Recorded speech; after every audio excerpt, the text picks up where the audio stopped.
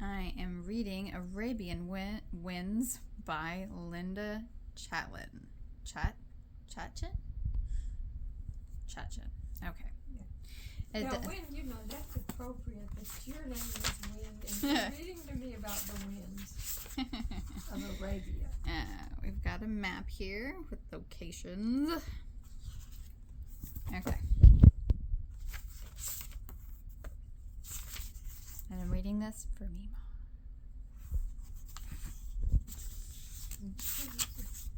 Yeah, there you go. You're sure. Okay. That's Ted Cruz. Sure. All right. Part 1, Arabian Desert, 1914. Oh. Chapter 1.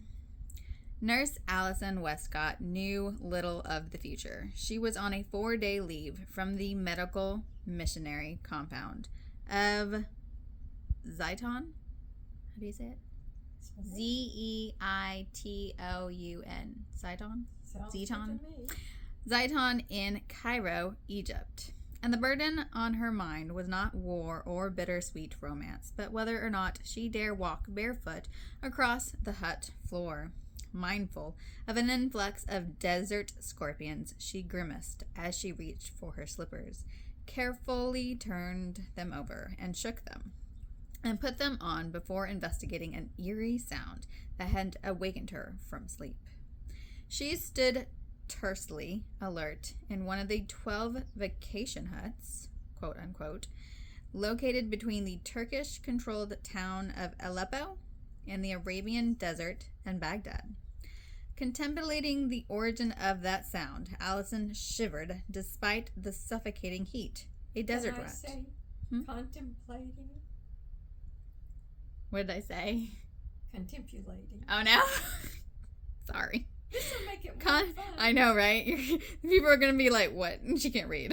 Anyway, contemplating the origin of that sound, Allison shivered despite the suffocating heat. A desert rat, perhaps? Her long, flame-colored tresses glimmered like spun silk in the light of a large white moon. She did not bother to light the oil lamp, for the open window permitted light from the Arabian desert sand and the moon to illuminate the room. She paused to listen again to the scarcely audible sound that had awakened her only moments ago. The rising wind, hot and dry, which shifted the dunes, set fine grains of sand scattering across the outer courtyard. Then she remembered Major Karl Reuter. Only hours ago,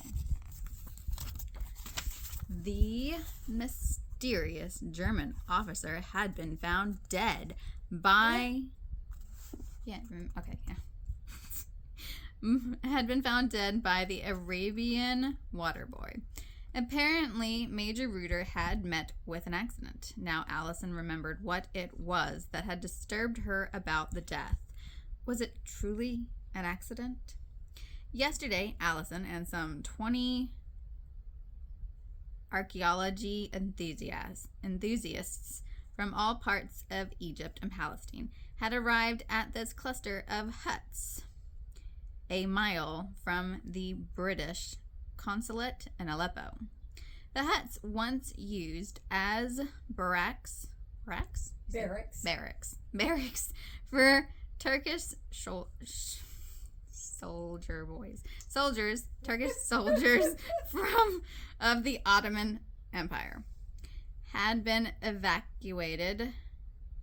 They had been vacated. They had been vacated after the resolution in Turkey when the soldiers were transferred to Baghdad.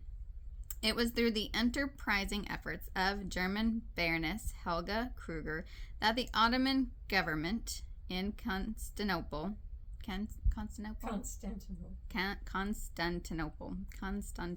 had given permission for the Cairo Archaeological Club to renovate the huts and make them into something of a tourist dwelling for the enthusiasts.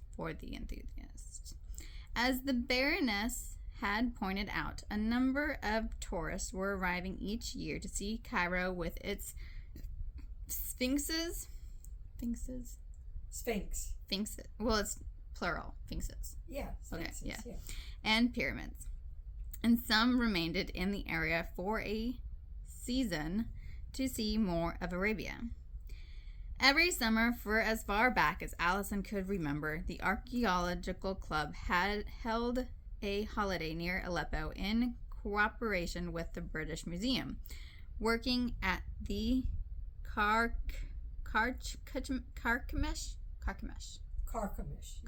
We worked that out. Yeah, Carchemish digs near the Berlin-Baghdad Railway, being constructed under the auspices of the Germans Kaiser Wilhelm. Yeah. During these yearly summer holidays, the renovated huts were opened to accommodate the club members and their friends. The summer of 1914 was no exception, and the archaeology lovers and serious history students from Cairo had arrived for what many privately believed would be their last holiday until the war clouds were dispersed from Europe. Even though the distant thunder of war could be heard, the British society in Cairo remained uncertain that the Ottoman Empire, which now controlled Arabia and Palestine. Palestine. Because there's a Texas Palestine. Either way. Anyway, potato, including Jerusalem, would not enter the war. Life for the British in Egypt would remain much the same. I just figured something out that I didn't know last time. Last time we read that, I was thinking the Second World War, and this is not. It's all First World War. Yeah, it's all First World War. Would remain much the same. With the continuation of its self-satisfying culture of polo, dinner parties, and tea clubs. The weather, as always in July, had been miserably hot. Allison wondered why the club had waited until the worst month to have its archaeology holiday. Most British, with any sense of style, went to the breezy Mediterranean Sea of the Gulf of Aqaba and rode horses along the shore as small blue waves rolled to the beach. This year, members of the club had arrived for the most part in a good mood. All, of course, except for the retired Major General Rex Blaine, who had accompanied his amiable wife, Sarah. General Blaine always jokingly found fault with something, usually the heat. The flies are as thick as one of the 10 plagues, he would complain, with jocularity. Then, with shocking suddenness, tragedy had struck the club as one of their own turned up dead. An accident. It had all begun when Allison's cousin, Neil Bristow, from the Carchemish digs, who had been hired by the Baroness to hold lectures and take the group by camel on an expedition tour out to the Hittite site, did not arrive as expected. He was to have joined his sister Leah. I think we decided on Leah, didn't we? Yeah, Leah, who was the year's club hostess. Then the water boy had stumbled upon the dead body of Major Carl Reuter among the dunes near what the British called Arabian Well. The boy had found the man at sundown as the glorious desert twilight was coming down like a curtain. And the club members were converging on the compound's courtyard to enjoy the Turkish lamb kebabs that the Baroness had arranged as a picnic beneath the stars. She had invited other guests as well, including the British consul and his wife and a few Turkish officials. Before Major Reuter's death, Allison had noticed the German officer arrive. He was a quiet, unsmiling man who was said to be supervising the building of the Baghdad Railway.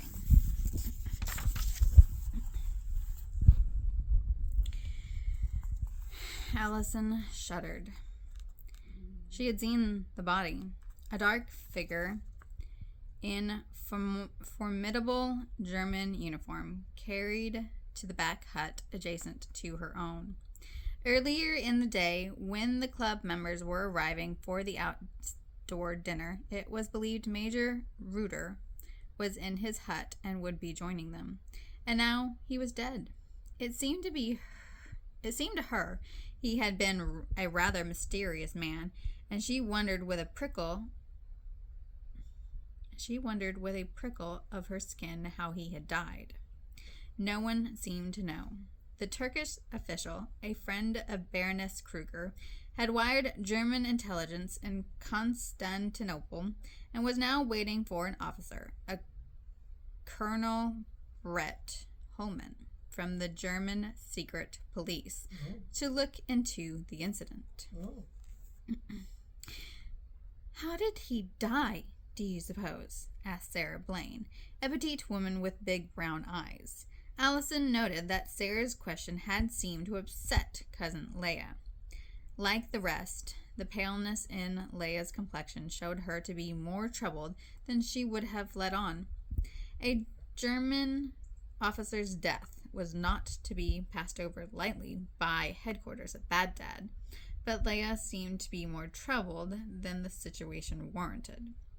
Dour-faced Professor Blackstone from the Cairo Archaeological School had emptied his glass with a little too much zest and answered Sarah Blaine's question with a hint of impatience.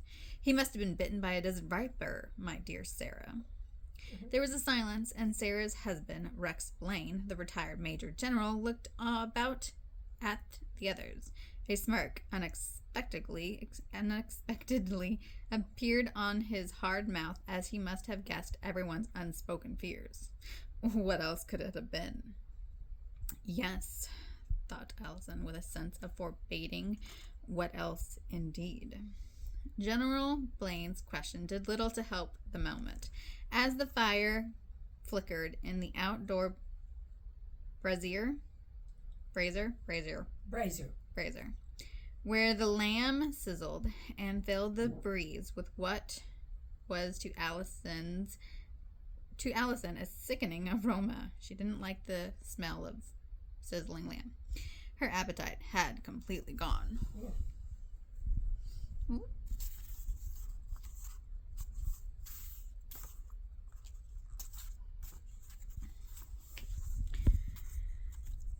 The vipers are quite deadly, agreed Professor Blackstone. We all know that. The victim dies within minutes. He must have been bitten when he went out to his pack horse to retrieve his bag. Dies within minutes. Minutes is time enough to call out for help, Allison had said. She had looked about at the others to see their reactions, but the faces of those present were as terse and non-committal as Leah's. Leah had not looked at Allison when she spoke, and Allison had gathered by this that Leah was worried about their elder brother Neil and his absence. Leah had stood saying to Baroness Kruger that the dreadful incident had ruined her desire to partake of supper, and would the Baroness mind too dreadfully if Leah retired early to her hut? She would wait for Neil there. I'm quite certain he'll have arrived by morning, she had said in an attempt at optimism.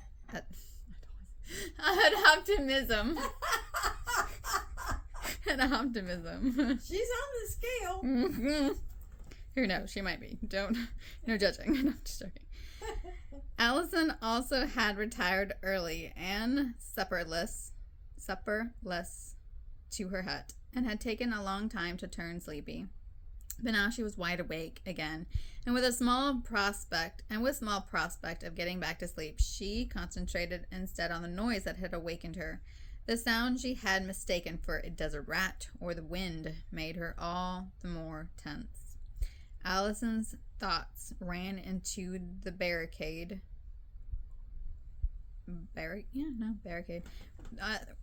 Allison's thoughts ran into the barricade of Cousin Neil's delayed arrival. Was he still at the archaeological digs at Jarablus? Is it Jarablus? We have no idea. Okay, yeah, we don't know. Jarablus by an Euphrates River. It wasn't lost on Allison how Leia had pretended before the others that she wasn't worried about Neil. Allison had hoped to speak with Leia alone before she retired, but her cousin had avoided her.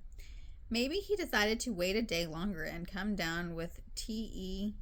Lawrence and Woolley of the British Museum, Leia had said with a toss of her beautiful glossy hair. You know how archaeologists are, always dramatically excited over some new find of the Hittite pottery. Mm-hmm. Yes, drawled General Rex Blaine with a malicious twinkle. Did I do that right? Yes. Oh, no, okay. I didn't know they were talking to him still. Yes, drawled General Rex Blaine with a malicious twinkle. If the Germans working on the railway don't confiscate their finds from beneath their studious notices. His casual mention of the Berlin-Baghdad railway workers had seemed to bring an uneasy moment to the entire group, especially Baroness Helga Kruger, who was the German buyer for the Berlin Museum. While the Baroness had been the one to arrange for the archaeological holiday, Allison was also aware that the darling of the social set in Arabia was a buyer for Kaiser Wilhelm. The sound that woke her minutes ago must have been the wind, decided Allison. It blew, smelling and whispering of the warm, mysterious secrets of the desert. The shade of a Bedouin, right? Bedouin tent. Yeah, oh yeah. A date palm oasis and the vast, empty silence of Arabia stretching far beyond the white dunes. All this while the purple-black sky throbbed with the same intense white scars that the Lord had bidden Abraham to look upon when he had promised him many descendants. She tensed. The sound came again, clearer now. She wouldn't have heard it if her window hadn't been open. It wasn't the wind, she thought, because the wind does not make stealthy footsteps. Oh. Her soft slippers enabled her to cross the room silently so she could peer out the window without attracting attention. The wooden huts were all alike, each consisting of a small room with a front and back door. Baroness Kruger had arranged for carpentry work to be done, and now each hut had its own primitive bathroom with a round tin tub and a back porch with a line where clothing could be hung up to dry in the desert heat and wind. Allison had taken no more than a few steps when she stopped, listening. She held her breath, straining to hear. There it was again, the clicking sound of metal as someone tried to open a door lock. Oh. Her door? And to think this was happening while she was complacently in bed, remembering complacently. Spell it. Complacently. Complacently. That would be complacent. That's a weird place to put that. Complacently in bed, remembering the recent death of Major Reuter. As a nurse, Allison had seen death many times in Cairo, but now even she shivered, contemplating the hut next to her own and its silent occupant laid out on the bed, waiting for the intelligence officer to arrive from Baghdad. A gust of warm wind rattled the window blind and sent the timbers creaking. Suddenly, she understood, or thought she did. With a catch in her breath, she realized someone was not trying to get inside her room at all. The person was trying to enter the hut containing Major Reuter's body. For a moment, it seemed to Allison that her heart had stopped beating. In the next moment, she was at the small window that faced the Major's hut. As the cotton curtains fluttered, she could peer around the small desert yard. The moonlight had not yet fallen on this section of the compound, and the 3 or 4 steps leading up to the small back porch were in shadows. Yet she could see someone standing at the door, working at the lock. In an eerie moment, the person's head turned in the direction of her window, and with a start, she recognized Leah. Allison backed away a step at a time. She felt her heart must be as audible as a drumbeat. Leah Bristow, her cousin. What possessed her? Now that she thought about it, just what did she know about her cousin? Allison hesitated, then, her fingers trembling, she managed to softly slide back the bolt on her back door so it wouldn't make a sound. She stepped out onto the small back porch and closed her door. For another moment, she stood poised, looking through the darkness at the other hut. The sandy yard that ran lengthwise between her bungalow and the German Major's was bare of shrubs and empty, except for the unseen desert insects that crept about in the cooler night. She imagined the large fuzzy spiders called wind spiders because they could run so swiftly, lizards, and deadly scorpions. Had it been a scorpion sting or a viper that suddenly took Major Reuter's life? A shiver ran along her skin. Leah was no longer on the porch. Perhaps she had returned to her own hut. Then a tiny flicker of amber light brightened the main room as though someone had struck a match. Allison came down the wooden steps, tightly clutching her wrapper. On either side of her, the line of similar huts was bright with moonlight, and the sand and rock glistened gray-white. Like ink blotches, the shadows from the desert palms that walled the compound swayed eerily across the sand. Further back, behind the trees, the ground sloped away into a gully-like dry watercourse.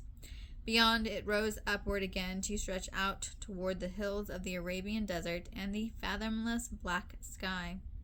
The wind had risen in the last hour, and sand was driven into smooth little mounds on the steps and piled up against the huts like miniature dunes. The sand covered everything, forming a gritty carpet. The crunch beneath Allison's slippers. So the sand covering everything, forming a gritty carpet that crunched beneath Allison's slippers. The sound, though hardly noticeable, seemed to Allison to trumpet her approach in the hot quiet of that uneasy hour when everyone else was asleep, or should be. With a nervous sense of being watched, she looked back toward the other huts. Their windows were like empty black eye sockets staring at her. She climbed the steps to the porch of the Major Reuter's hut and found the door ajar. Then Leah was inside. Entering with a whispering movement, Allison heard a faltering footstep from the bedroom where the Major's body lay stretched on the bed. As though disturbed by Allison's presence, the wind sent the timbers creaking, sending her heart racing again. "It's me, Allison," she whispered. Silence. Then a swift movement, the tiny flame went out. Expecting Leah to respond, Allison heard only the wind blowing grains of sand against the side of the hut. She began to fear. It was Leah, wasn't it? In the moment of uncertain silence that entangled Allison, she had second thoughts. Perhaps the golden hair she had seen had not belonged to her cousin, but to someone else, someone other than Leah. But she was the only blonde in the archaeology club. No, thought Allison, there was someone else. Someone I had never seen before. She had thought her a newcomer. A light footstep came from behind Allison, not from where she thought Leia was. Fear springing up Allison's spine, she tried to whirl just as a strong hand clamped over her mouth, followed by a cold pistol barrel pressed against her neck. Rigid with shock, she heard the curt whisper in her hair, "Don't make a sound." A wordless prayer gripped her heart. An indefinable noise came from the darkness on the other side of the room, so faint that she could hardly hear it above the thumping of her heart. Her hand brushed against the smooth binding of a book on a table. As she recoiled, it fell to the floor with a startling thud that shattered the tense silence. In the moment of uncertainty, the front door suddenly flew open and she heard footsteps as someone fled. A frustrated breath came from her assailant, who flung Allison aside and crashed his way through objects of furniture that lay in his path. Allison fell against a small table with rickety legs and a lot of pressure. And for a precarious moment, she tried desperately to cling to it as she went down, hitting her head against something hard. She lay on the floor for a moment or two in the sweltering darkness. When she finally tried to get up, she felt dizzy and uncertain, her head still aching. She reached shaking fingers to the side of her temples, trying to remember the layout of the room, for they were all identical. Slowly her dizziness eased, and her vision could make out the room in the moonlight. She stood, becoming aware of something else. The room had been ransacked. The furniture stood in disarray. It only could have been done before Leia arrived, since she hadn't had time to do it herself. I would have heard her. I wasn't more than 5 minutes behind her. Nor was it likely to have been done by the intruder who had crept up behind Allison, for he must have entered just seconds after she did. The dry palm branches outside on the tree by the bathroom window rattled. Allison swallowed. Sweat trickled down her sides. Dear God, she prayed silently. Someone else could still be in here. In that instant, she heard the bathroom door open. Sheer cold panic gripped her with icy fingers as she heard the floorboards creak. Allison backed away, screaming as loudly as she could, her legs bumping against a toppled chair. She fell. The intruder brushed against her as he moved through the back door, out across the porch, and down the steps into the night. Alone, she heard the wind sending the door creaking to and fro on its unoiled hinges. Then someone entered through the front door and groped his way to the electric light switch. Allison sheltered her eyes from the harsh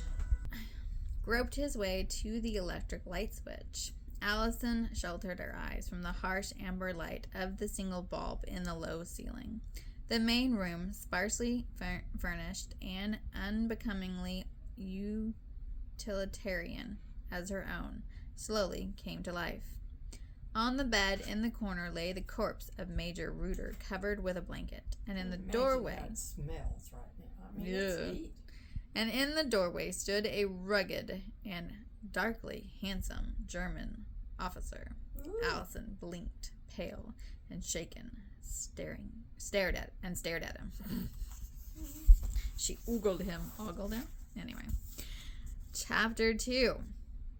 The contents of a scarred chest of drawers had been dumped onto the floor. Papers from a satchel were also scattered in disarray, and clothing was strewn across a chair. Something caught Allison's eye, a stack of bright green, luxurious towels and washcloths, with an unopened bar of perfumed soap, obviously the touch of Baroness Kruger, sat undisturbed on a stool by an open, empty closet. The bare wooden floor, with gaps between the planks, were scattered with the inevitable grains of sand, and something else that crawled away between the boards, a large, hairy spider. Oh. Allison shivered, for she could never get used to them, and then realized the spider was the least of her worries. Her eyes narrowed against the painful light and lifted slowly from the floorboards to the German officer in the doorway. Allison scrutinized the intimidating uniform with its cold iron cross. The brass, the black and crimson band that went around the collar, the duckbill cap pulled low, and the polished black boots with the trousers tucked into them and blousing to the knee. Yeah. The German wore a saber and a dark brown leather shoulder holster. But the revolver was drawn and pointed steadily at Allison. Well, what a way to say hello. A sick feeling of despair crept through her soul. A sick feeling of despair crept through her soul. The exceptionally good-looking man behind the uniform merged with all the ruthlessness it represented. But he was more than a mere soldier carrying out blind orders. He wore the uniform of a colonel in the dreaded secret police. Ooh. Her gaze shifted from the glinting gun barrel to the most riveting midnight blue eyes she had ever seen. His hair. Sure she would notice that. His hair was very dark, and he had a small scar on his chin that added to his ruthless good looks. In a low, harsh whisper that brought her a fresh attack of panic, he demanded something in German. She had no idea what he had said and tried to guess. I can't speak German. I'm Nurse Allison Westcott from Cairo. I thought I saw a burglar and came to see who it was. And then you came through the back door. There was a brief pause as his alert gaze flickered over her. Then she was startled when his accent altered, becoming a deliberate, dry British tone. He clipped out. You came to confront a burglar without a weapon, dressed for bed. He leaned his shoulder into the open doorway, still holding the gun. You're very brave, Fräulein. Maybe too curious and too brave. You will forgive me if I don't believe you. All right, You will forgive me if I don't believe you. She flushed, and her gaze wavered, coming to rest absently on the book she'd knocked from the table. Any other man, especially a British officer, would have come at once to help her to her feet, to ask if she were hurt, to apologize for flinging her into the table. The German colonel flickered his revolver in an abrupt gesture. Get up, Fräulein. Allison managed to do so with more dignity than she had supposed she could muster.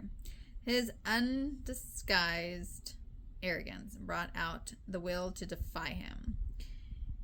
She wasn't about to cower or faint. Instead, she met his level, penetrating gaze. Your nationality, he demanded. I've told you already.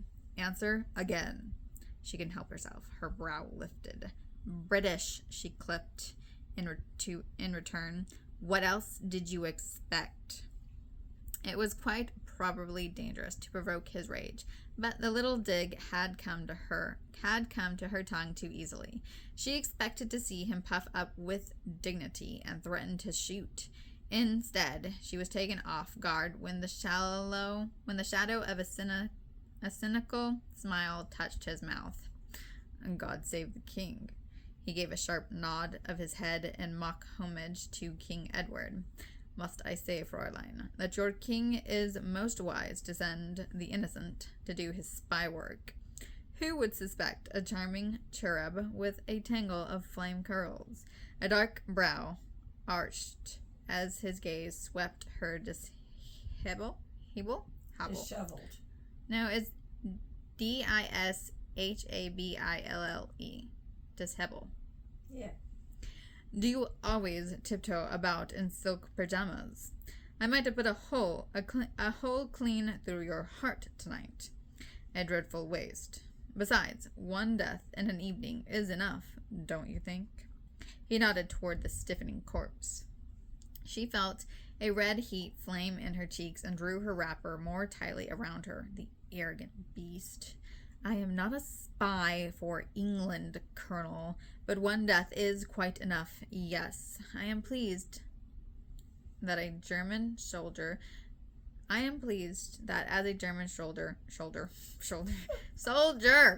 dang it, you look upon life as a worthy commodity. It is more than your Kaiser will honor us with. He regarded her for a moment, almost curiously, but did not press the issue. Sit down, please. She did so, because her knees were weak and she would be foolish to goad him farther. He stood looking upon the ransacked room. Unwillingly, her eyes traced the masculine line of his chin and jaw, tense with restrained anger. Despite the suffocating heat, she felt a shiver. He reached over, drew shut the door, and bolted it. He checked the two small windows, drawing them shut and fastening them, pulling the curtains across. The room grew instantly hotter.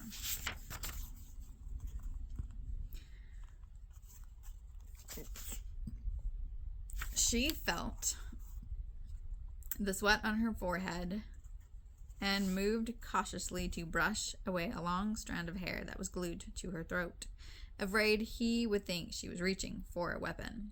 She continued to watch him, aware of his muscle and stature, that alerted feminine interest to the man in a uniform she would normally find distasteful. He walked across the room to the bathroom door, pushed it open slowly, and switched on the light.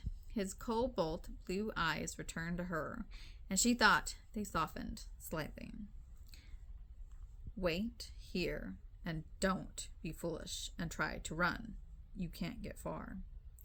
I have no reason to run, she said with false poise as he went to close and lock the back door she had left ajar. Allison sat stiffly, listening as he searched the bathroom in a way that would leave nothing unturned. She heard him rummaging through drawers and throwing things about in haste. What was he looking for? Had Leia already found it? If she had, Allison couldn't betray her now.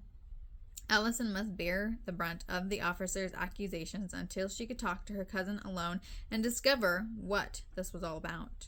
Whatever the colonel expected to find in Major Reuter's belongings must have something to do with German intelligence. She stood from the chair softly and eased herself to the doorway of the bedroom. The colonel was lifting the small rug to search the wooden planks of the floor. Not finding what he wanted, he set the rug back down and stood looking about. His gaze fell on her in the doorway, and his eyes narrowed beneath sooty lashes. If you wonder why I have not chased after him, it's because he had little time to find what he came here for, unless he knew precisely where to look. That is a possibility I'm not dismissing, Fräulein.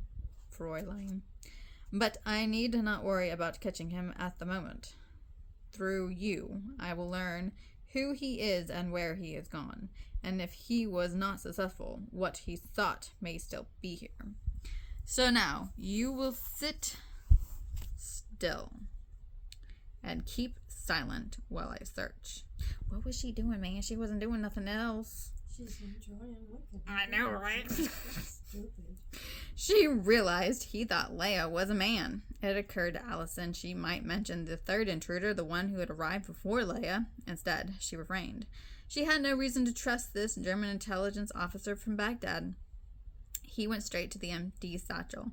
She expected him to examine the strewn papers first, but instead he deftly removed the satchel's outer casing and searched briefly, then tossed it aside. She watched as he sorted swiftly through the papers. She could see by his tense expression that he hadn't found what he wanted. He searched the bureau and under the mattress, leaving nothing undone. Allison sat silently, watching as he looked in every conceivable place. The bureau. Sorry, I've been corrected. No, I'm just joking. You're good. Search Honey, the that's bureau. always been I know. the burrow. Allison sat silently watching as he looked in every conceivable place. She turned her head away as he searched the body, the clothes, and the boots. Then, apparently satisfied, he walked in a cool and precise German stride to the major's desk and resumed tossing things about as though in a desperate hurry. When the careful search was completed, he stopped and looked suspiciously at her. She braced herself for what she believed would be far worse questioning as he returned without the item he wanted. She brushed her hair back and sat up straighter. She expected him to explode into a rage, but now, smooth and calm, he appeared to accept that he had failed to find what he was looking for. She became curious as he thoughtfully leaned his shoulder into the wall and apparently debated with himself over whatever was stirring about in his mind. He seemed to have forgotten all about her. It was suffocatingly hot, and she looked longingly toward the window beside her. "Do not open it," he said, proving he had not forgotten her at all. He waited. He watched her lazily as he removed his German jacket and tossed it on the back of the chair. He loosened the shirt at his neck while he scanned her with an intense appraisal. She turned her head away, fanning herself with a piece of paper from the table. He walked up quickly and plucked it from her with a half-smile, then held it toward the light. Allison, studying his face as he bent over the light, was furious with herself for even noticing his far too appealing appearance. Oh, brother. Evidently, the sheet was not of interest, for he let it flutter. He looked down at her with a trace of a smile. "What are you doing here?" I'm here on holiday from Cairo. I came with friends." "Charming. A delightful little vacation spot, Fräulein," he commented dryly. She ignored him. "I'm here as a member of the Cairo Archaeological Club. I think you already know that." "What is your name and occupation?" "I think you know that as well." He scrutinized her, one hand on a hip. "The questions answered them," he stated in a soft tone. She drew in a breath, averting her eyes. "Nurse Allison Westcott. My father is a governor general, so you'd best watch out. Any foul play with me, and your government will hear about it. You'll be court-martialed." He actually laughed. The warm blue-black eyes flickered, taking her in. "What if I told you I have valid reason to consider you a Turkish spy?" She sucked in a breath. "Absurd. If I were a spy in Aleppo, Colonel, I'd do a bit better job now, wouldn't I?" His eyes twinkled. "Would you, Nurse Westcott? Perhaps it's your job to throw me off guard." "You already know my name and occupation, so why do you still—" He lifted a brow, amused. "You think it is unreasonable that I believe you are a spy from Constantinople?" "Why, yes. I'm full-blooded English and proud of it." He scanned her. "Interesting, perhaps, to some. Yes, I have heard that English women lack the warmth of German women. I'm profoundly curious to know if this could be true." She stared straight ahead. "I cannot account for what you may have heard, but it is just as well with me. You think so, Colonel?" His smile was disarming. "A pity. You had best understand the seriousness of the charge. I could take you back as prisoner to Constantinople unless you come forth with the truth." Stunned, she stared at him and saw a flicker of blue fire in his narrowing gaze. He walked toward her, his dark head held arrogantly. He stopped, hands on hips, and studied her face. For the first time in her life, Allison wanted to slap a man. She dare not this German officer. She had no doubt he could make good his threat and render her life utterly miserable until her father could go through governmental routes to get her released. Suddenly, she felt faint and lowered her head. He stood looking down at her for a moment with a slight frown and said gently, Pull yourself together, Fräulein. What are you doing here, taking such mammoth risks? I told you. I heard a noise. He folded his arms and looked toward Major Reuter. Did you know him? He inquired. Her mouth was dry, and she swallowed several times. No, I didn't come out here. I didn't come here out of romantic sorrow to weep over the dead, if that's what you think. I assure you, it didn't enter my mind. How did he die? I don't know. She was deciding that this colonel was an utterly unlikable man. Beautiful, but so mean. Who utterly reeked with arrogance, he paced. Who attended Major Reuter when he was brought in from where the horses and mules were kept? I believe it was a Turkish official, a local doctor who was called in, and there was no chance of helping the major. He was already dead. Are you certain of that, Fräulein? Why, yes. She stopped. She wasn't, but why should she tell him? You are not certain, he said wryly. She lifted her chin. No. Then did you check the cause of his death? If you mean, did I attend to him at any time, Colonel? No, I did not. I just learned of the matter toward dinner. Afterward, when we knew what had happened, a number of the women in our club, including myself, decided our appetites had fled and we retired early. He watched her with keen interest, a shadow of a smile on his mouth. A green-eyed, auburn-haired British spy, perhaps. She flushed. I am a nurse, Colonel, as I have already told you. So you did, Fräulein. You heard nothing of gossip, how he might have died so unexpectedly. Allison moved uneasily in the chair. There was some talk of a viper bite, she admitted. Since you're a nurse, you should be able to tell me. She stared at him, and in the moment of uncomfortable silence, only the wind could be heard. Allison didn't move and felt the sweat stand out above her lip. She glanced across the room to the shadowed bed. A nurse, timid over a dead body, he asked softly. Rather odd, but interesting. It isn't that. Then what is it?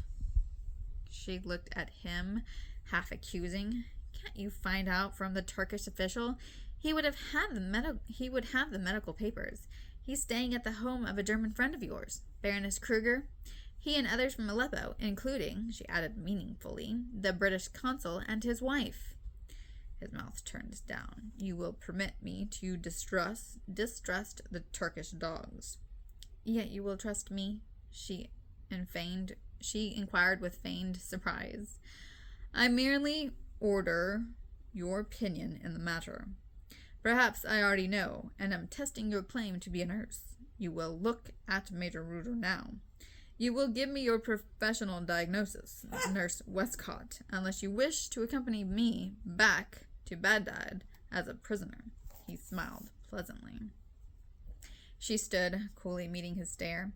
I will need a light, but I can offer little information even if I look at him. Nevertheless, you will do as I ask. You know there will be fang marks, since he was fully dressed in uniform with his boots on. You need not look below his knees. He gestured his head. Come, we'll have a look. You're not squeamish. She stood stiffly. I told you, Colonel, I'm a nurse. Quickly, then. She walked ahead of him and stopped. There's not enough light. His eyes narrowed. He lit a lantern and brought it to the bed, watching her steadily. Allison was expressionless as she cooperated, and only once did she feel the unprofessional desire to gag. Certain the response was enhanced by the colonel's penetrating gaze. There is evidence of fang marks, she said in a low, hoarse whisper. Where? Here, on his left wrist. It's surrounded by a dark purple area. He leaned over and carefully studied the mark as if to convince himself, then flipped the blanket back over the corpse. He stood, arms folded, in speculative silence. Allison walked away, longing for a breath of fresh air. You see, Colonel, he wasn't murdered, as you say. Perhaps he leaned over to pick something up from the sand by the rocks, and in a flash, the viper struck. She challenged, hoping to catch him off guard. That reasoning won't hold, Fräulein. After he was bitten, why didn't he draw his revolver to kill the viper, which would also alert others to his condition? Neither did he use his knife to bleed out the poison. Don't recommend it, don't do it. You're saying he just sat there and waited to die. Those had been her very thoughts when Sarah Blaine had brought it up. She turned her back. He was in shock, she countered. A viper bite will do that to some people. They have no time to react. It must have been so for Major Reuter. You will permit me to reject such arguments. I knew Carl. He stopped abruptly. She turned her head cautiously and looked at him, wondering not at what he had said, but why he would not care to admit it. Of course he would know the Major, since they both had come from Baghdad.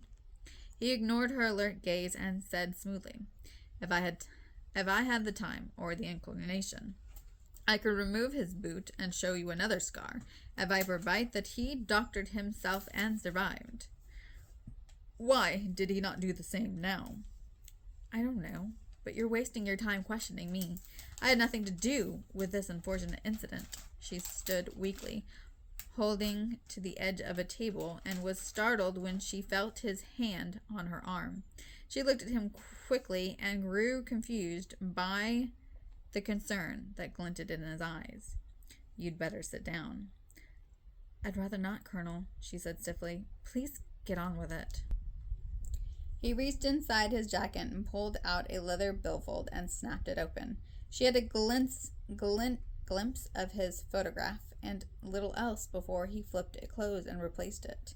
I am Colonel Brett Holman, recently arrived in Baghdad from Berlin. My primary orders have been delayed while I investigate the death of Major Reuter. I see nothing to investigate, she tried smoothly. No. I suppose our mysterious viper also decided to ransack his hut. She ignored that and shrugged. A Bedouin, perhaps, looking for trinkets.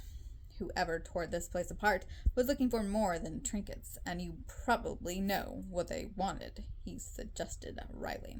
No, I do not. I only arrived yesterday. You are a nurse at what hospital in Cairo? Not a hospital, a ship, the Mercy. We voyaged the White Nile from Alexandria to the Sudan.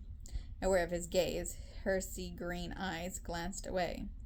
The Mercy, he repeated, nothing in his voice. It is privately owned, Colonel Holman. It belongs to my aunt. She, too, is a nurse and has served on the Nile for 30 years.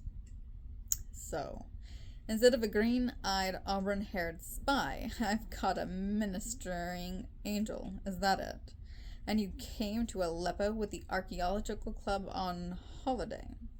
She raised her hand, feeling the heat in her cheeks.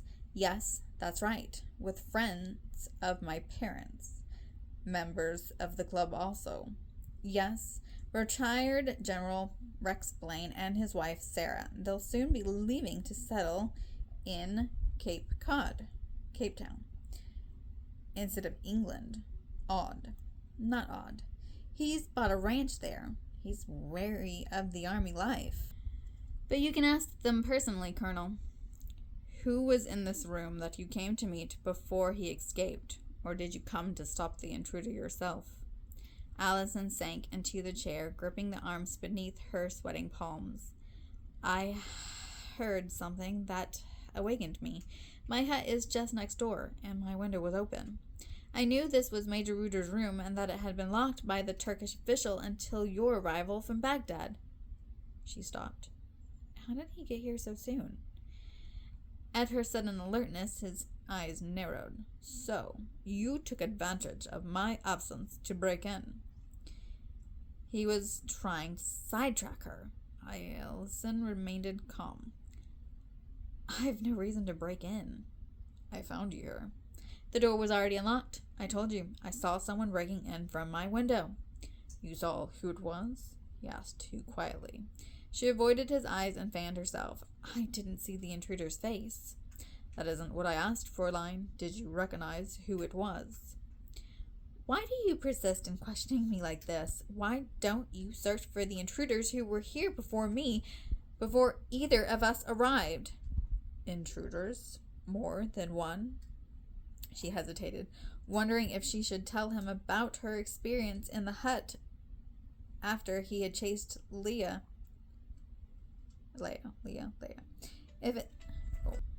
Chased Leah, if it had been Leah. Now, she wasn't certain. She drew in a breath. I don't know. As I said, Colonel, I heard a noise, and it woke me up. I assume it did, because what else could it have been? I got up and looked out my window and saw... She stopped. He looked at her. She went on smoothly. I saw someone on the back porch who appeared to be tampering with the door, so I came to see who it was. She swallowed and stared back evenly. How could she tell him it was a woman? It might give Leah away, and she must say nothing until she had at least spoken with Leah. You're lying to me, he stated evenly, yet gently. What were you looking for? Looking for? His eyes narrowed with restrained impatience. Yes, the real reason you're here. You did not find it, and yet you must have known what to look for. Then Leah had probably been searching for something. But what? And you came, a woman, alone, without a weapon. I admit it was foolish, but... She bit her lip when his smile unmasked her. You thought it safe because you recognized the intruder and felt curious to see what he was up to in the dead of night. Fortunately, you ran into me instead. She averted her eyes. Fortunately? The corner of his mouth turned. So the innocent Fräulein is not so careless after all. I know what my eyes have seen, Colonel, but the hut was ransacked. I know nothing more. I don't even know what it is you want, or what the intruder was doing here, but I assume... She stopped. His brows lifted. Yes. I wait breathlessly. What do you assume, Fräulein? The same thing you do. Someone, I'm not sure who, had a good reason to come in here tonight. What it was they searched for, I cannot tell you. However, this delay in questioning me allows the suspect to escape. But if it really had been Leah who broke in, the delay gave her cousin time to prepare her story for the German authorities, and as long as Colonel Holman suspected Allison, she could shield Leah. Allison stole a brief glance, noting the cleft in his chin, the handsome curve of his jawline, and that up close his eyes were not quite as icy as they first appeared. Her gaze moved away when he noticed her scrutiny and gave her a knowing side glance. You must be honest with me. It is important to the British as well as the Germans that you cooperate. Just why should it be of interest to the British, he didn't say, and she suspected he was merely suggesting this to deceive her. I've no cause to be uncooperative, Colonel Holman, since England and Germany are not at war, despite your cynicism. His smile was wry. Who was it you thought you saw breaking in tonight? She remained calm and avoided direct eye contact. I've already told you. I don't know who it was. Are you okay? Avoided direct eye contact. I've already told you. I don't know who it was. Perhaps you are not telling me the truth either, Colonel Holman. He lifted his head with a jerk as though taken by surprise. He recovered smoothly. It is your duty to tell me, a member of the secret police, everything. Allison refused to be cowed. I don't know anything, Colonel. You may regret you've not cooperated, Fräulein. I could see you are held for lengthy questioning here in Aleppo. I may have you transported to Constantinople. I could have you placed under arrest for months. And while your government may complain, you, Fräulein, will be keeping unpleasant and lonely company with the rats. Is that what you want? Her eyes met his evenly, and she masked a shudder. Nothing the German police might do would surprise me, Colonel Holman. He was silent for a time, watching her, looking tired and grim, as though he had wearied of their exchange. Go to your hut, he said, softly. Stay there until morning. Otherwise, I will take you to headquarters tonight for your own safety. She believed he meant it. She stood shakily, pale in the light. For a brief moment, she thought she saw something like regret in his eyes before he turned away. As you wish, Colonel, she said, aware her voice also revealed regret. She had walked to the back door when he said, wait. She did so, wondering with dread whether or not he had changed his mind. As she turned, he walked up and handed her a revolver, an oddly gentle half-smile on his face. It will help you sleep. I wouldn't want my main witness to unexpectedly meet with the same death as Major Reuter. You still have much to answer for, Nurse Westcott. Amazed, she looked down at the revolver in his hand, wondering if he actually intended her to have it. He laid it in her hand. Good night, Fräulein. I will see you again, under less stressful circumstances, I hope. Confused, she said nothing. Go, before I change my mind, he ordered softly. She turned and hurried down the steps and across the moonlit yard to her own hut. You would. Chapter 3. It must have been nearing 2 in the morning when Allison entered her dark hut. The moon was well above the hills, and its clear light, intensified by the glittering waste of desert sand, lent an eerie illumination effect to the darkness of the little hut. She stood still for a moment in the open doorway, uncertain whether she wanted to enter or close the door. An odd sensation traveled up her back as she gazed about the room, so much like the one she had just left. Strange, thought Allison, fingering the heavy pistol. How Colonel Holman gave this to me. If he believed her a suspect in Karl Rudel's death, why trust her with a gun? For all he knew, she might already possess one. He behaved oddly, she thought, in more ways than one. Familiar shapes in the room, the bed and her luggage sitting on the floor, stood darkly outlined. A wandering breath of wind soughed under the eaves and whispered its way across the roof, scattering sand and making her think of footsteps. A moment later came a stealthy creak of hinges. The light from the open doorway of the bathroom moved against the wall. A shadow blotted the gleaming brightness, and a whispered voice breathed, "Allison, I thought you would never get back."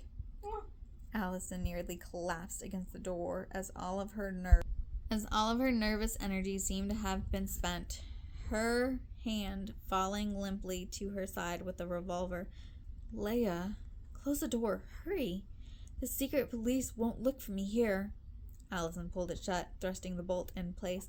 As she pulled herself together emotionally, she groped her way past a chair to the table with a half-empty box of matches beside the oil lamp. "Don't light that. Use the candle," rasped Leia. Allison lit a match with unsteady fingers. A little flame flared up, and she held it to her half-burned squat candle on a metal saucer. Her eyes narrowed against the flame, sought out her cousin, and fell with a start to the short, polished pistol barrel in Leia's hand.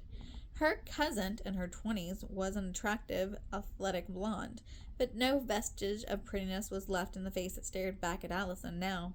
Little remained there except desperation. Leia's blue eyes were granite hard and unwavering.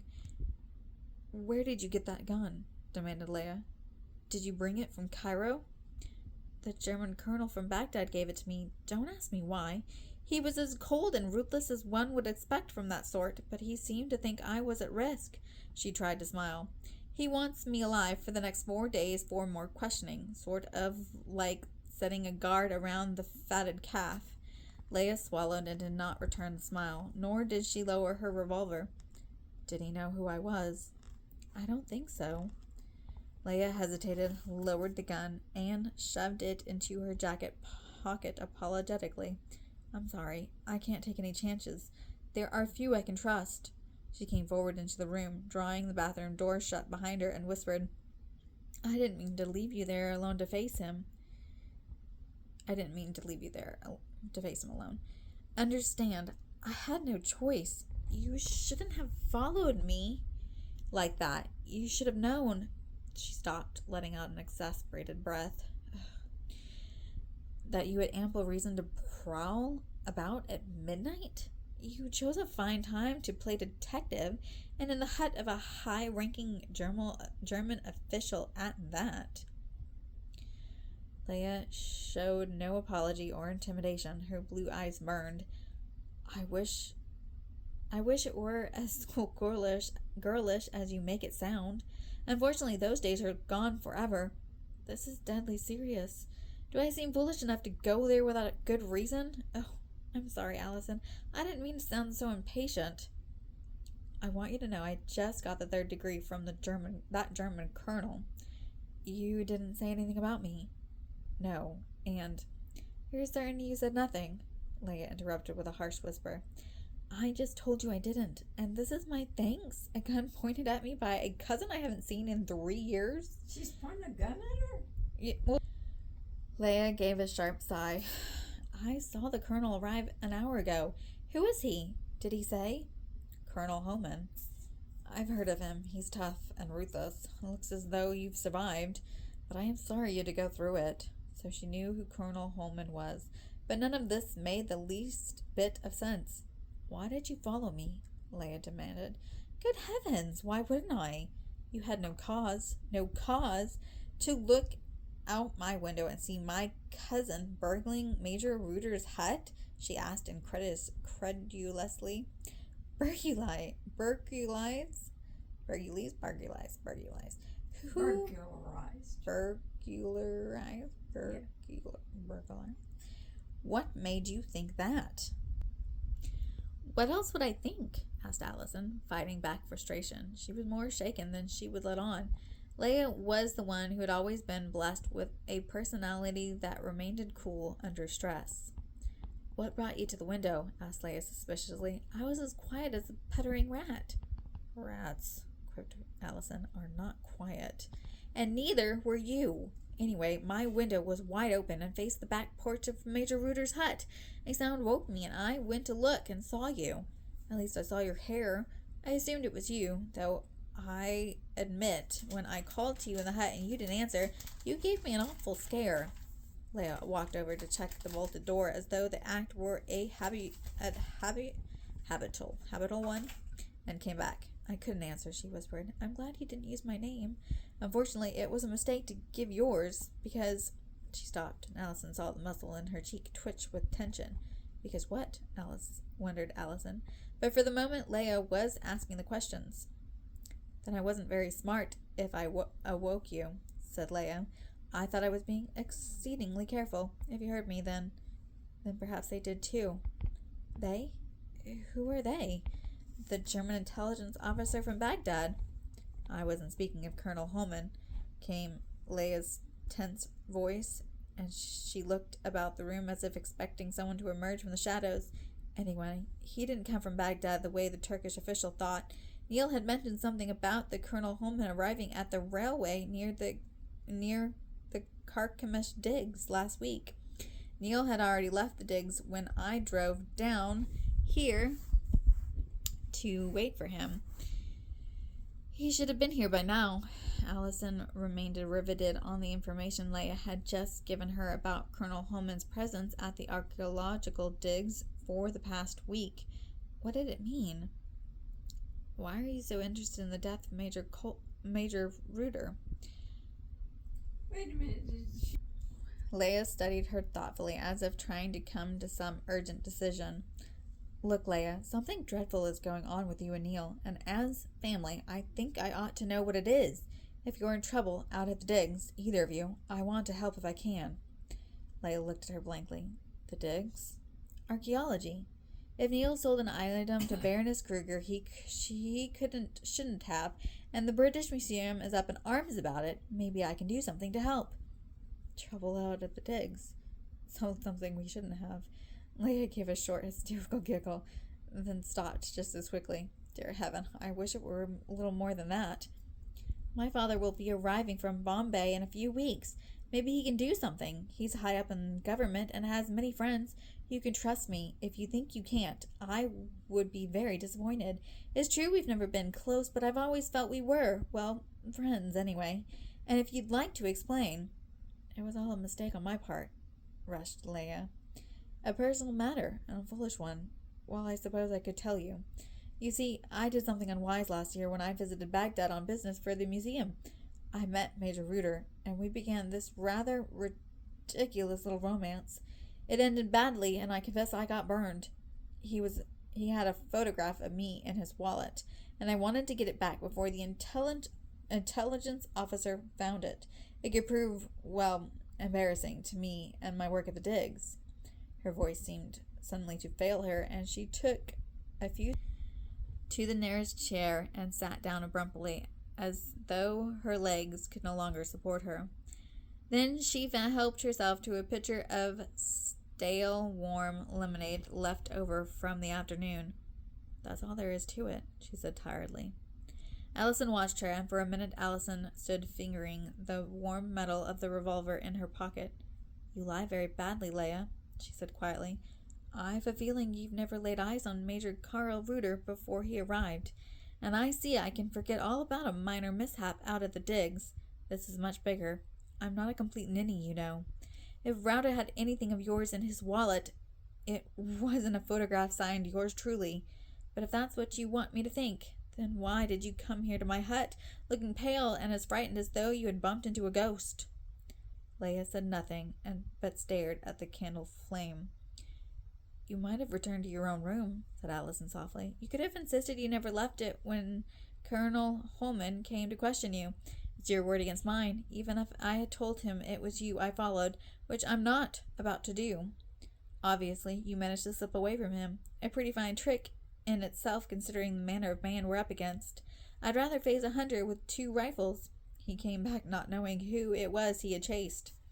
I can't go back to my room. He'll look for me there, and so will the other side. The other side? Leia looked at Allison worriedly. What did you tell Holman? Only that I followed someone breaking into the hut. He's too clever to believe that. So I gather, but there was little else he could do about it tonight. I needed to talk to you to find out what's going on. I'm so confused at the moment that I wouldn't have contradicted you had you insisted you were sound asleep when all of this was going on. The truth is... Allison said wearily, I wasn't sure it was you. Leia looked at her tensely. What do you mean? Allison frowned slightly, remembering. I saw your hair from my window. In the moonlight, it looked like a halo. Later, I remembered another blonde in the club. She came out with Dr. Blockstone. I think they'd got a little romance going, but don't say I said so. It's supposed to be a hush-hush sort of thing. He's much older than she. Allison said all this deliberately to give her cousin time to adjust, to think, to make the decision to either trust her or withdraw into secrecy. She wouldn't insist on Leia telling her anything. She would wait until Neil arrived. Allison walked to the open window and looked out, feeling the wind. The stars gleamed, and the yard was in mysterious desert shadows. She felt as if she ought to close the window regardless of the heat and draw the curtains closed, as Colonel Holman had done in Major Reuter's hut. You're right, said Leia. I came here because I'm desperate. I need help. Allison smiled bravely. What's a family for except to help in desperate situations? And if I hadn't already decided to stand on your side and Neil's, because I think he's involved in this in some way, I wouldn't have trailed after you tonight. I admit I'd rather face a viper than Colonel Holman again, so I'm all ears. What's it about, Leia? Would you mind if I close the window first? It'll be like an oven in here, but we mustn't take a chance. My very thought, said Allison, and she went to latch a window, pulled down the blind. Leia closed the other window, checked both doors again to see if they were bolted, then came to sit on the edge of the rumpled bed. Allison plugged in the small metal fan and drew up a scarred chair with its out-of-place lush upholstery and a hideous chartreuse. Chartreuse? It's like some French word. It's Chartreuse. Chartreuse. Chartreuse? That maybe? Yeah. Baroness Kruger might know a good deal about archaeology, but she obviously knows nothing about interior decorating, thought Allison with a rueful grimace. She had noticed that same color in the towels in Major Reuter's hut. The memory of the corpse lying on the bed and the ruthless blue-black stare of the intelligence officer quickly sobered her, and she turned her full attention to her cousin. Leia was watching her tensely, looking like anything but a woman taking dangerous risks and being chased by a German intelligence officer. She sat on the mattress, her eyes bright with youth, and her long blonde hair falling in waves about her shoulders. This is hardly the time for it, but you'll forgive me if I can't take chances. I must know more about you first, before I can share the truth. Know about me? Your own cousin? Allison smiled. Leia gave a brief shrug. It's been a rather long time since you told me about what you're doing in Cairo. I've some family catching up to do. Tell me first what you're about, your work, that is. You've an appreciation for archaeology, but you're not exactly into it, are you? No, I'm a nurse, remember? I graduated 2 years ago from nursing school in London, a school appropriately named after a favorite heroine, Florence Nightingale. She smiled. A creative name for the school, don't you think? Anyway, after schooling, I felt called by God, I'm sure you find that phrasing odd, to attend Oswald Chambers Bible Training School in London. I only went there for a year, but it was a good year. I met some delightful and dedicated people, but the finest friends were Mr. Chambers and his wife, Biddy. I was there when their baby daughter, Kathleen, was born. It was like a big family, a very special one, and it was one of the happiest years I spent in London away from home. Leia was listening, but Allison could see her eyes traveling toward the windows. Yes, I remember all that, whispered Leia. You wrote Neil about it, said you were learning so much about prayer and waiting for God. Yes. Neil always did seem more comfortable talking about God than I did, said Leia. You know how I grew up? My mom and dad were quite antagonistic toward things Christian. Anyway, go on. Let's see. I came home from Cairo when my sabbatical at the BTC in London were up, and I spent a few months with Father traveling on government business to India. Then a letter arrived from Aunt Lydia asking me to join her in medical mission work on the Nile. You know about the hospital boat, the Mercy? I've heard about the work Lydia does. Neil speaks of her sometimes. He's always respected the dear old saint, as he calls her. Says she has more courage at 60 than some Englishmen confronting the thought of war.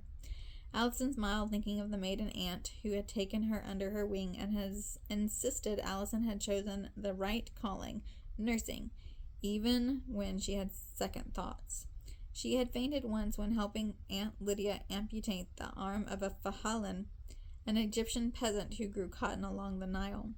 Neil is right, Allison said softly. Aunt Lydia is a grand woman. Of course, Neil thinks so highly of her because she practically raised him after your parents died. She looked at Leia, masking her sadness. I wish she could have raised you too. Leia shrugged her straight, somewhat athletic shoulders. I never blamed her. She can take us both. Anyway, I didn't mind India, and although Uncle George was a tough, straight-laced military man, I did get to spend all my Christmases in Cairo with the rest of you.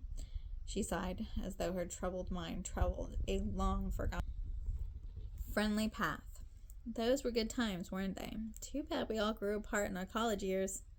Yeah, said Allison quietly, and wondered again why the family had decided to send Leia to India to be raised by Uncle George, a brigadier, and to give Neil to Aunt Lydia. Logic would seem to argue for the opposite. Lydia always favored Neil, said Leia, as if reading her thoughts. Said he looked like his father. The proverbial tall, blonde, and handsome. No one seemed to like Dad's choice of a wife much, did they? She gave a small but curt laugh. I never knew your mother. I often wondered why she never came to the gatherings when we were children. They always said she hated Cairo. Leia shrugged. Allison rebuked herself. I should have stayed closer to Leia. I should have tried harder, but my own life seemed to drag me down a different path, one with heartaches of its own. But she wouldn't think of Neville now. Oh well, said Leia. Tell me more about recently. So you've been working with Lydia on the medical boat. I suppose you love the work, or you wouldn't be doing it. I feel it's more rewarding than anything else I might have done with my nursing skills. It's demanding, wonderful at times, horrid most of the time, and dreadfully heart-wrenching when there's so little actually to be done for the dying and the diseased. The Lord knows we do our best, but there is so much we just can't do, especially for the children and the old. She smiled. But while it keeps me awake many nights, I wouldn't give it up to marry Prince Charming. I'll grow old like Aunt Lydia and die single, I suppose. But I believe it will have been worth it. I intend to stay in Egypt, although Aunt Lydia is making grand plans of following the Nile all the way to Ethiopia. It will be quite a trip. And some students from Oswald Chambers School may go with us. Several are interested in preaching, and one is looking into foreign missions. Aunt Lydia wants to build a David Livingstone-style hut and translate scripture into some tribal dialect. Sounds hard and emotionally draining. Usually is, said Allison softly, studying her cousin's pale, tense face. But we know that no circumstances will ever separate us from Christ's love and care. Do you mind if I speak of these things? She asked. Leia raised a capable square hand and shook her head. No, not at all. I respect you. I suppose all that talk about God's concern was a hint that he could care for me as well, but I'm not ready for that. If you don't mind, I'll share my burdens with you instead. Allison smiled. I'm all yours. Now that I've brought you up to date, what about these troubles of yours? Leia ran her fingers through her long hair, pushing it back from her face. She turned her face toward the humming, chattering fan for a moment, searching for a breeze. So how did you get interested in archaeology? Leia asked. Allison drew in a breath and answered, through Neil. He wrote such interesting letters from the various digs in Arabia, especially Carchemish, and when Neil got involved in biblical archaeology, that was even more interesting. It happened that Mother had friends in the Cairo Archaeological Club. General Rex Blaine and his wife, Sarah. They're like godparents to me. Do you know them? Anyway, I became involved in the club through them, and one thing led to another. General Blaine is a friend of your mother? Leia wondered at her response. Yes, he knew my father in Khartoum? Really? Khartoum. Khartoum. When father was in foreign service. General Blaine is retired now. He and Sarah make all the social clubs in Cairo, with friends among the other foreign ambassadors and officials. Of course, with the tension growing on now with Germany, being invited to dine with German officials isn't as popular as it was even 6 months ago. But the various officials in Cairo, German, France, Turkish, and all the others, know each other and have developed friendships through the years. We can all still get together over an Egyptian meal and Turkish coffee and laugh. Leia smiled briefly, but she did not laugh. Allison became more serious. I know what you mean. I'm not one to company with them myself, and after tonight, I don't think I'll ever want to again. War will come, Allison, as soon as we sit here now. As surely as we sit here now, and millions will die, the little tete-a-tete between ambassadors in British Egypt isn't as harmless or warm as friendly as you may believe. Allison searched Leia's face and saw the gravity. You speak of General Blaine. I speak of all of them, all the retired military chums, as they're wont to call themselves. You'll find there's a vein in every one of them that will turn venomous under the right set of circumstances. Not that I'm singling out General Blaine, mind you. I don't even know him. Yes, I understand. He and Sarah have been family friends for years. Mother and Sarah are close, and General Blaine and my father have traveled together. Leia nodded her understanding and indifferent approval. Then she glanced searchingly about the hot enclosure as though to make certain no one was listening. Allison's uneasy gaze followed hers, lingering on the door that led to the darkened bathroom, across which lay the long shadow of the tall set of drawers. The heavy matte blinders over the 2 windows hung still and wilted in the heat. The candlelight flickered on the low ceiling. All at once, the silence in the hut was forbidding. Allison had the sudden and disturbing fancy that the sweltering, silent night and the hot sand dunes shifting in the wind had crept closer about the outer walls to listen. "Don't you think we should leave on the bathroom light?" said Allison in a low voice. "The bolts, as you know, are flimsy to say the least, and if anyone should come sneaking about, they'll think twice before they try to meddle, knowing the light from the window falls on the back porch." Allison went to pull the string that turned on the bare yellow bulb, closed the door, and returned. Leah had risen from the bed and was pacing. "I wouldn't involve you, but there's no choice left to me. Neil should have been here by now, and while he may yet arrive before dawn, there's a chance he won't." She looked at Allison, evenly. "That he can't." Allison's stomach nodded. "What do you mean, can't?" "I mean that he may know they're onto him, and he would have made straight to Jerusalem as planned, knowing I understood. I'm to join him as soon as I can. There's a vehicle hidden a few hours from here, and neither the Turks nor the Germans are likely to know about it." Allison swallowed. "Go on. Why wouldn't he come?" "He's either made a run for it, or they got to him the way they got to Karl Rudolph." "I'm sorry," she said when Allison stared up at her, her face pale in the flickering candlelight. "But we won't rush to conclusions. I'm merely outlining the worst that might have happened. You must know the way things are." "But why? Why would Neil be in such trouble?" "Karl Rudolph's death wasn't an accident," Leah said quietly but firmly. That was what Colonel Holman had said. "What makes you think so? I mean, why couldn't he just have gotten bit by a poisonous viper? It happens often enough around here. You know it as well as I." Leah leaned forward and said, "Listen carefully. He wasn't the real Major Rauder. He was a British agent. He was doing surveillance work in Constantinople until matters became too dangerous. Someone else took his place there. I don't know who. Rauder came to Baghdad to pass on information to Neil." Allison was stunned. "You mean he wasn't a German officer? He was working for England?" Leah nodded. "The other side must have found out, because they murdered him last night before he could meet with Neil to pass the information." Allison's teeth chattered. "What information? I wish I knew." "So cousin Neil really isn't in archaeology, but British intelligence?" "Something like that," Leah whispered. "It's too long and involved to explain now." "And you?" Allison asked uneasily. "I'm involved as well, but I'm a small fry compared to the others. I take my orders from Neil, and Neil takes them from someone else. I don't know who. Someone higher up.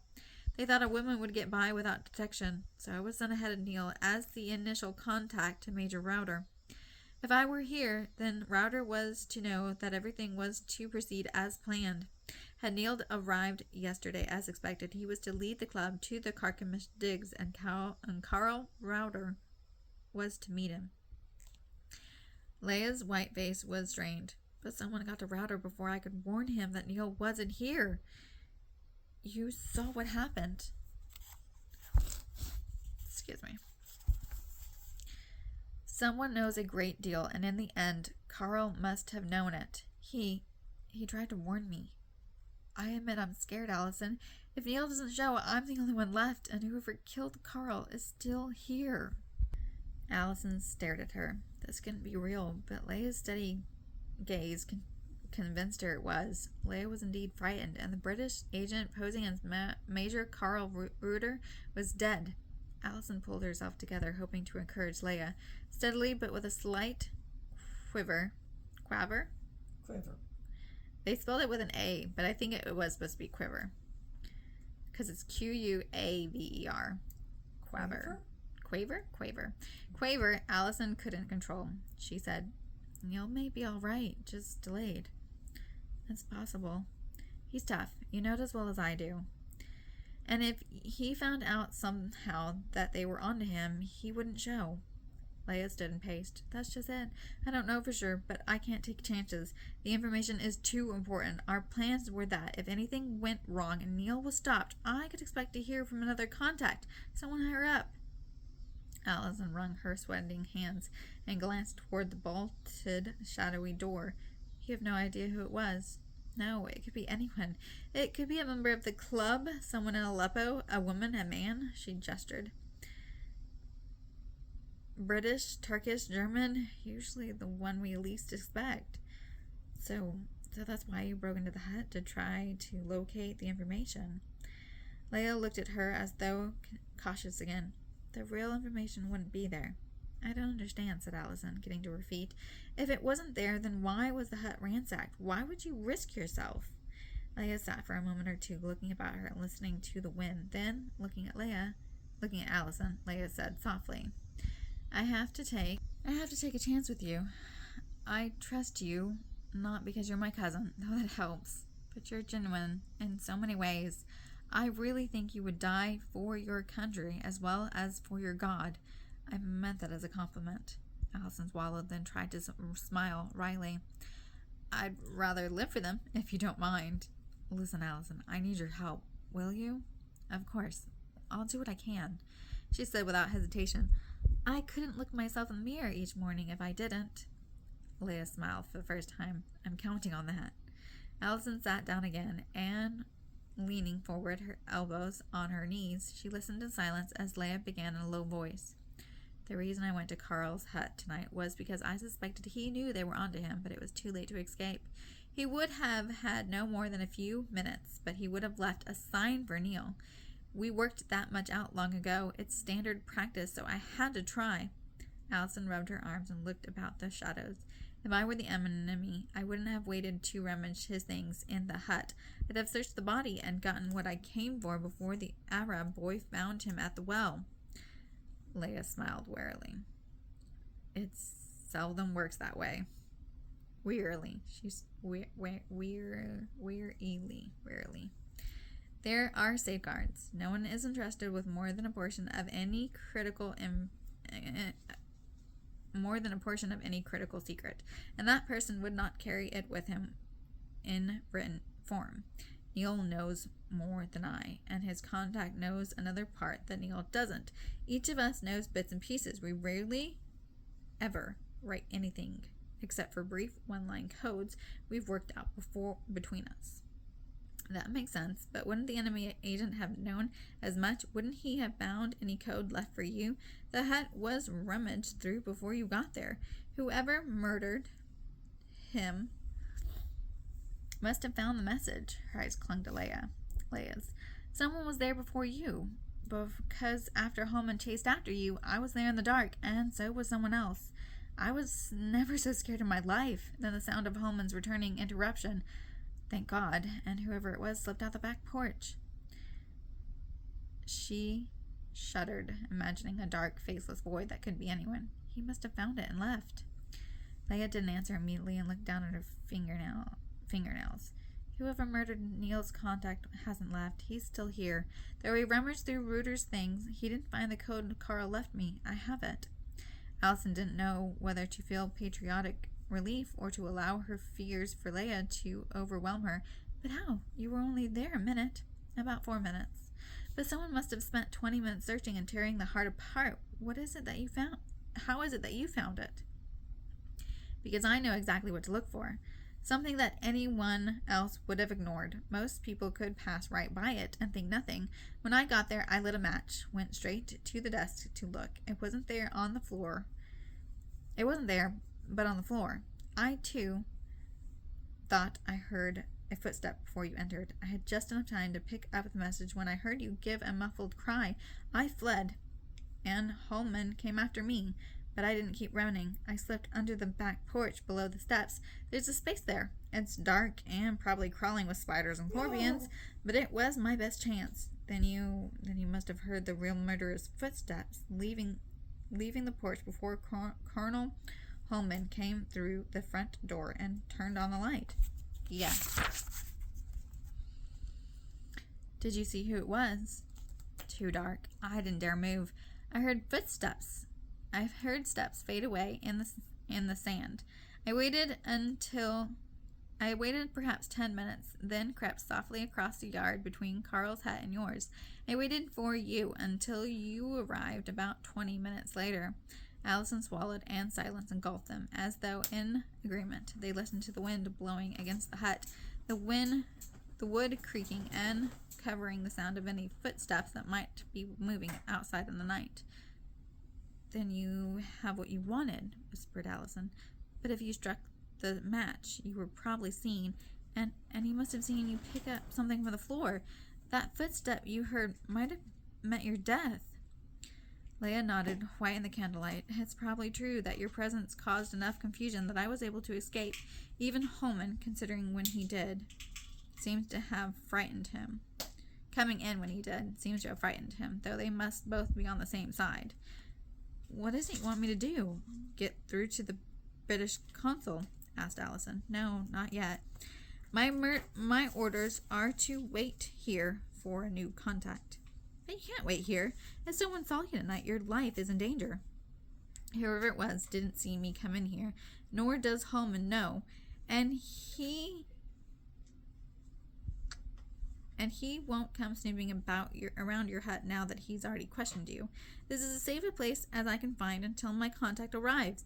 It will give me time to think about the message that Carl left in his hut, and Neil may come yet. Even if he doesn't find me in my hut, he knows you're here and that I'd likely tell you where to find me. No, she said gravely. I must wait this out for a few days. They'll ask about you in the morning. Holman is bound to demand you be brought to him for questioning if you just up and disappear. He'll need to send one of his men to search for me at the digs. The delay will send him on the wrong trail. He'll think that's where I've gone. They all will, and that's a good excuse for my absence. You'll tell them I went in search of Neil, and whoever murdered Carl will think the same. Whoever murdered Carl will think the same. He knows I picked something from the floor. He knows I picked up something from the floor, and he'll be determined to get it. He'll go to the digs, too. Allison nodded, but her unease grew as the candlelight flickered. It will be difficult to keep you hidden here, but I think I can manage. In the meantime, said Leah, you'll go on as nothing has happened. You're here on holiday, and you intend to get to the recreation and learn. You intend to get the recreation and learning you came for, even if a German officer was accidentally bitten by a poisonous viper, actually venomous. And that's all it was as far as you're concerned. No one is likely to expect a young British nurse to grieve over a German's death. As for Colonel Holman, you'll behave as though his treatment of you was what you would expect from his sort. But you will fare better if your actions tell him you're not to be intimidated.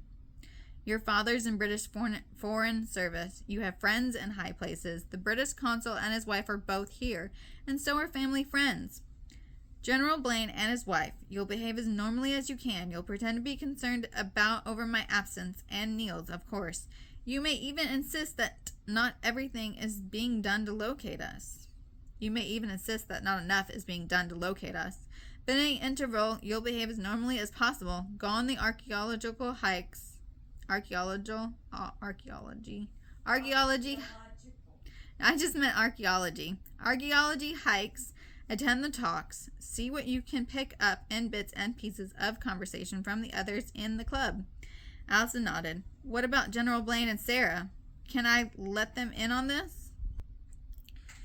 Never. You're not to breathe a word of this to anyone, no matter how much you think you can trust them.